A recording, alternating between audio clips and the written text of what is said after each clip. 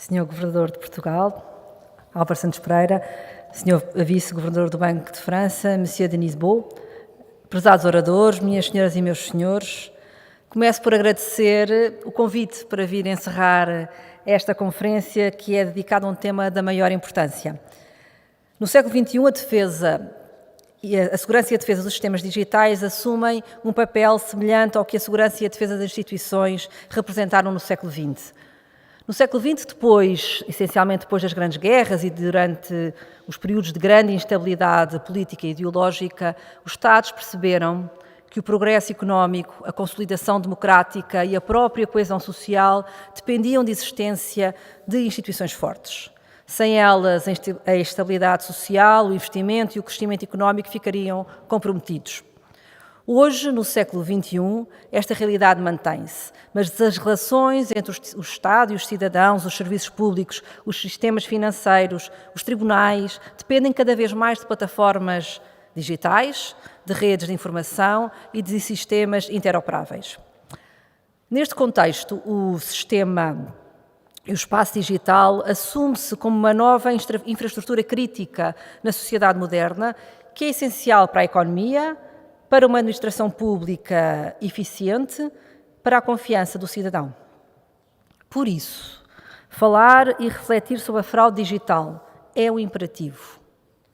Assim como é a necessidade de a detectar, de a ela responder e, principalmente, de a prevenir. Quando falamos de fraude digital, não estamos perante uma simples transposição da criminalidade tradicional para um novo ambiente. Falamos de um fenómeno que tem impacto na própria confiança dos cidadãos. A ameaça mudou de natureza, mas o princípio mantém-se. Sem segurança não existe confiança e sem confiança não existe progresso sustentável. A fraude digital assenta em três vetores estruturais que a tornam particularmente complexa de combater. O primeiro é a desmaterialização da ação criminosa, que elimina o contacto físico entre o agente e a vítima e permite a execução remota e massificada de ilícitos. O segundo é a instantaneidade das operações, que reduz drasticamente o tempo entre o crime e a dissipação dos fundos, dificultando a detecção e a recuperação.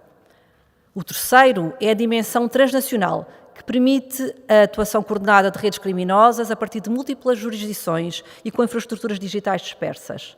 A estes elementos, temos a juntar ainda a exploração sistemática da engenharia social, que combina tecnologia com manipulação comportamental. O resultado é uma geração de fluxos financeiros ilícitos rapidamente canalizados através do sistema financeiro global, recorrendo a mecanismos de ocultação e fragmentação do rastro financeiro. Por isso, a fraude digital está intrinsecamente ligada ao branqueamento de capitais. Não é apenas um crime contra o património, é também um mecanismo gerador de fluxos ilícitos que circulam dentro do sistema financeiro global. As tipologias mais conhecidas e mais conhecidas por todos, o phishing, do home banking, as burlas das plataformas, a fraude MBWay, o esquema Olá Pai, Olá Mãe, os pedidos de pagamento usurpando a identidade de entidades legítimas, as operações eletrónicas a retalho com a utilização ilícita de dados de cartões. Todos nós conhecemos, pelo menos já convivemos de perto com alguém que passou por uma destas situações. Em muitos destes casos, o titular do meio de pagamento não contribui para o dano, sendo expectável que venha a ser até ressarcido pela entidade bancária.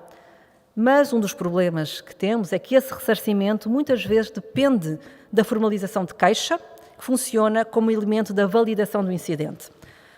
Do ponto de vista da supervisão financeira, a fraude digital constitui um risco sistémico para a confiança nos pagamentos num contexto de digitalização acelerada. Por isso, têm sido reforçados os mecanismos de prevenção, como a autenticação forte do cliente, a gestão de risco operacional e a monitorização de transações. E é neste quadro que a importância da criação da plataforma de acompanhamento da fraude digital, que permitirá, tanto quanto percebemos, centralizar dados, produzir análises agregadas, detectar padrões e reforçar a articulação entre supervisores, entidades de cibersegurança, operadores de pagamento e autoridades criminais, faz todo o sentido. A fraude digital, como referido, acontece num ambiente de elevada velocidade, em que a capacidade de intervenção útil se mede em minutos, se não mesmo em segundos. e onde o setor bancário e os operadores de sistemas de pagamento desempenham um papel crítico. Estes estão situados entre a execução do crime e a materialização do dano e funcionam como o principal filtro operacional entre o agente criminoso e a vítima. Mas deixem-me também focar um outro plano, onde a fraude digital nos traz grandes desafios. A investigação criminal. A dispersão geográfica dos agentes, o uso de identidades falsas, a rápida dissipação de ativos dificultam a identificação dos autores, o rastreio dos fluxos financeiros e a cooperação internacional em tempo útil. A utilização de métodos de ocultação, contas de passagem e criptoativos fragmenta a cadeia financeira, tornando mais difícil a sua reconstrução. Por isso é importante reconhecer que a fraude digital está frequentemente associada à criminalidade organizada. Num outro plano, o do sistema de justiça penal, os desafios são diferentes, mas são igualmente relevantes. Por um lado, é necessário assegurar a recolha e preservação da prova digital e a articulação com entidades policiais e financeiras. Por outro lado, temos a massificação de pequenos ilícitos, que têm um reduzido valor individual, mas têm um elevado impacto quando olhado de forma agregada. Este fenómeno gera pressão significativa sobre o sistema, que enfrenta já um volume assinalável de inquéritos, cujo custo processual supera muitas vezes o dano individual e em que a vítima muitas vezes é ressarcida pelo banco e acaba por desistir da queixa. Por outro lado, estas queixas e as circunstâncias em que estes crimes são praticados, que têm uma dimensão muito forte transacional, trazem grandes dificuldades à investigação, porque nos trazem grandes desafios na cooperação internacional e na recolha de prova. O nosso modelo português está subordinado ao princípio da legalidade. O Código de Processo Penal impõe ao Ministério Público o dever de promover o procedimento penal sempre que adquira notícia de um crime e existam indícios suficientes. A ideia nuclear subjacente a este princípio é que a perseguição criminal não depende de nenhum critério de conveniência, de qualquer ordem.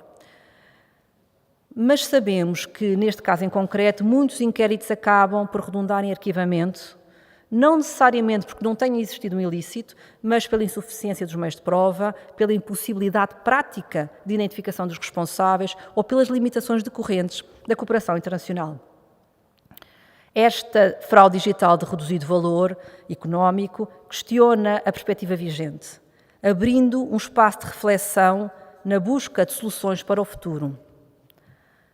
Não devemos permitir que o sistema transmita a percepção de que a pequena fraude digital não compensa investigar, porque se o fizermos vamos banalizar a ilicitude, podemos até destruir a confiança digital e no sistema financeiro e podemos até estar a incentivar práticas criminosas e de fraude massificada. Agora, a economia digital vive precisamente a multiplicação de pequenos valores com reduzido risco penal.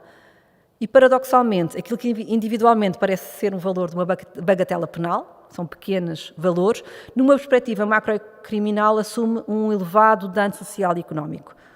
Por isso, a fraude digital não deve ser só avaliada pelo valor económico utilitário do dano, mas também pela escala e, sobretudo, pela ameaça sistémica à confiança nas infraestruturas digitais e financeiras. E é este o contexto em que temos que fazer a reflexão sobre o regime vigente. A ponderação sobre a possível conversão da natureza dos crimes, de crime público para semipúblico ou de semipúblico para particular, ou até mesmo a exploração de novos modelos que compatibilizem o princípio da legalidade com princípios racionais de seletividade operacional legitimada, evitando impunidade estrutural e preservando a confiança no sistema de justiça penal. O Governo está preparado para fazer essa reflexão, não sendo, contudo, receptivo a uma despenalização informal que banaliza a ilicitude e incentiva a fraude massificada. Eu queria deixar claro que, para nós, punir continua a ser indispensável, sobretudo no combate à criminalidade organizada e às redes que exploram o ciberespaço de forma sistemática. Sem prejuízo, na fraude digital, como em tantos outros casos, a eficácia da nossa resposta vai depender cada vez mais da nossa capacidade de anteciparmos riscos, de bloquearmos ataques antes da consumação do dano e de criar uma cultura de segurança partilhada entre Estados, empresas e cidadãos. Tenhamos presente, como aqui aliás já foi referido, que na fraude digital, sobretudo na fraude de pequeno montante, o vetor dominante é a exploração sistemática do fator humano.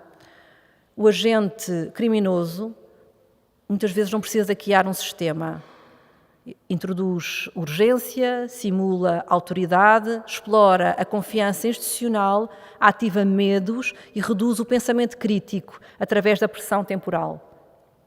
Minhas senhoras e meus senhores, por isso e por tudo o que referi, é inevitável concluir que não é possível a uma única entidade responder isoladamente à complexidade da fraude digital, exigindo-se antes uma abordagem interdisciplinar e coordenada que articule prevenção, supervisão, detecção, investigação criminal e, sobretudo, educação e formação.